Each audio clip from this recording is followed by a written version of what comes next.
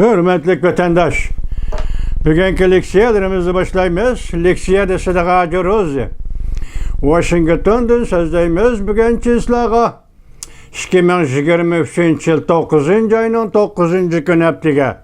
Şembe vatandaş. Bugün men bir gayrlik his kılıvatıman hazırqa bir xil vaziyetden.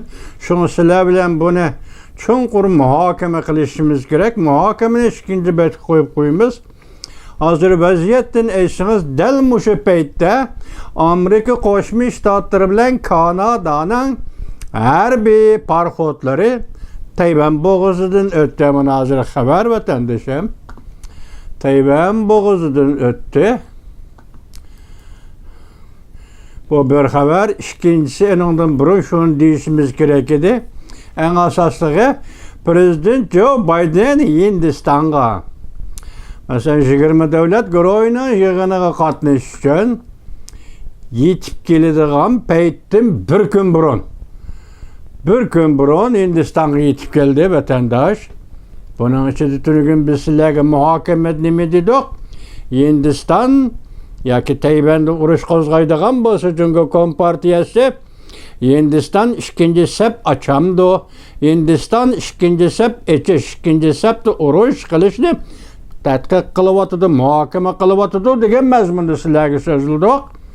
Bu ishlarning qanday bo'lishidan qat'iy nazar hozir Prezident Joe Bidenning bir kun burun yig'in ochilishdan bir kun burun Hindistonga tushganligini Amerika Birleşme Agentligi intayin muhim ish deb ko'rsatdi vatandosh. Bugun avval Prezident Joe Bidenning bu ziyoratini sizlarga topshiraylik. Mavzumunda 20 devlet yig'ini tahi ochilmadi. Prezident Joe Bidenning bu harakati Amerika Hindiston munosabatining muhimligini ko'rsatib berdi. Mavzuda xabar 9. ayının 8. günü Amerika ovozining Xitoy til programmasi e'lon qilindi. Xabar bundoq boshlanadi.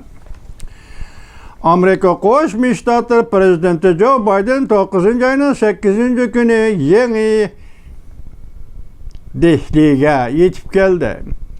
Mushu haftaning oxiri Hindiston sohibxonligidagi 20 devlet yig'iniga qatnashdi.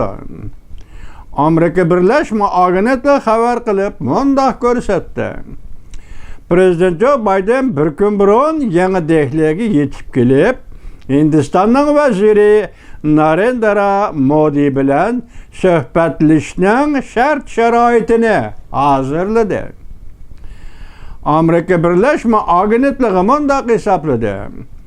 Prezident Joe Biden Hindiston Amerika munosabatini texmi chonqurlashtirish uchun mardlik qilib qimmatlik vaqtni ajratdi.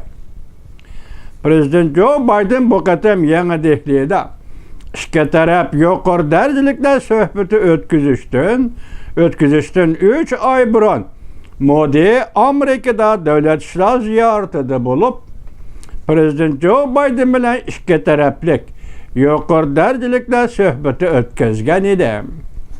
Prezident Joe Biden Oqsaroyda Hindistonning vaziri Modiga davlat ziyofati berdi.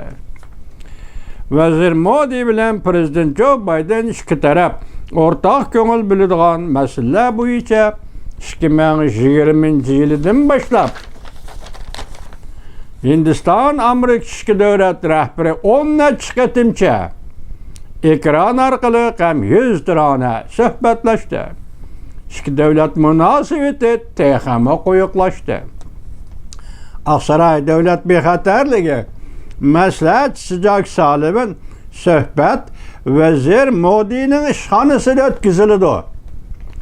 Shunlashqa bu suhbat undaq odatdagi suhbat emas deb ko'rsatdi.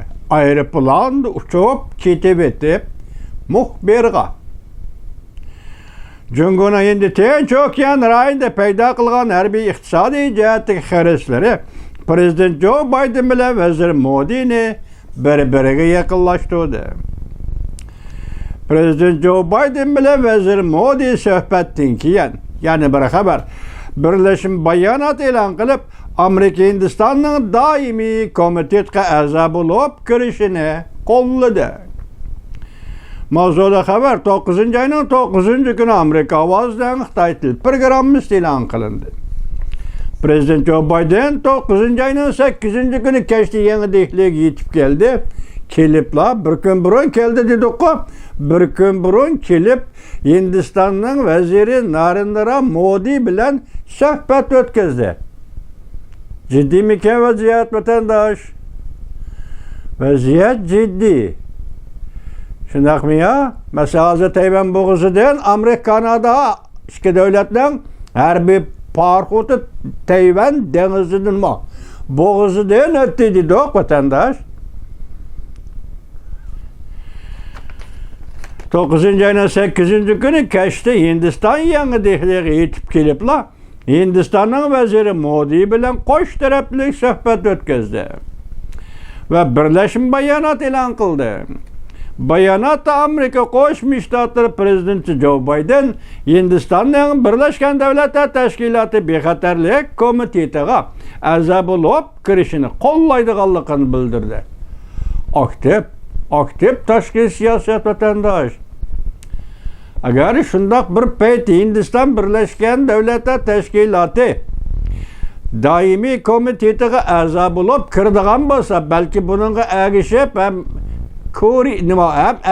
ham Yaponiya va Germaniya ya'ni shundoq iltimos talab bilan kiradigan bo'lsa, u vaqtda jahonda bir asos, ya'ni dedik-ku, prinsipni asos qilgan xalqaro tartibning o'ziga xos alayda o'zgarishi dunyoga kelishi mumkin vatandosh.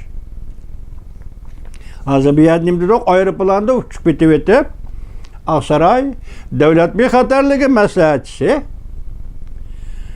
Jack Sullivan nima dedi? Bu qatam suhbat Hindiston vaziri Modi bilan prezident Amerika Qo'shma Shtatlari prezident Joe Biden o'tkazgan suhbat Modining prezident ishxonasida o'tkazildi dedi. Şuna bu intayi muhim deb ko'rsatdi davlat bexatarligi maslahatchisi Jack Sullivan vatandosh.